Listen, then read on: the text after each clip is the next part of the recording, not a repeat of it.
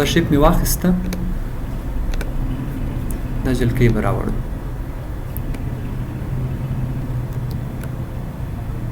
اوس که زه دلته په د جلکۍ باندې داسې دلته کلیک وکړم او کریټ کلیپینګ ماسک یې کړم، دا خو هم سر یې پکې ننوځي، هم دغه تنه پکې ننوځي، ټول هغه په شیپ کې راځي.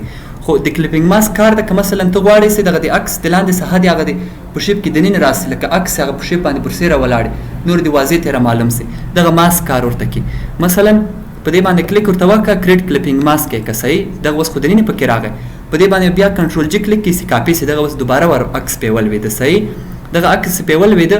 اوس به راسي په دغه عکس کې به سلیکشن وکړي، دغه بیا په ابجیکټ باندې سلیکټ کړئ.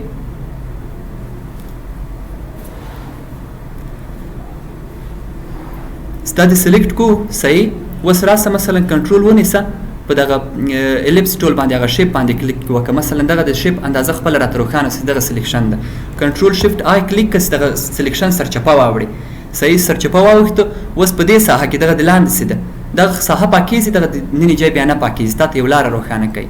نور راسه خپل برش دې راواخله، په برش باندې دغه ځای پاک کړه. دلته اوس ولې دغه تور رنګ ښودل کېږي؟ دلته تور ورته انتخاب، دلته یې بدل کړه، سپین دې مثلا پاکوي. صحیح، دلته وګورئ له سلیکشنه د نني کار نه ورته کوي، دغه اندازه یې په پریکټ خلاص باندې ورته لویه کړي تر څو زر زر اوسي. اوس یې کنټرول ډي کړه په دې ډول باندې. که ځینې شیپونه تاسې لیدلي په دې ډول باندې، مثلا که دغه سلیکشن ښه دقیق وکړي، دغه جلکۍ بیکګراوند به ختم یا کوشش وکړي یو دغسې عکس راوړي چې بیکګراوند ونه لري که نه، بیکګراوند یې مخکې له مخکې ختم کړي، بیا یې راوړي. اوس د عکس داسې څو چې مثلا دلته په شیپ کې ننوتی، د برسیر نه ده ننوتی. د مخکې مثلا کریټینګ ماسک موږ وویل، کریټ کلیپینګ ماسک د هغه سرچپه کار یې وکړو، یو طرف ته کار کوي بل طرف ته کار نه کوي. خدای دې وکړي ته هره ساحه پاکوي، هغه پاکولی سي ورسره.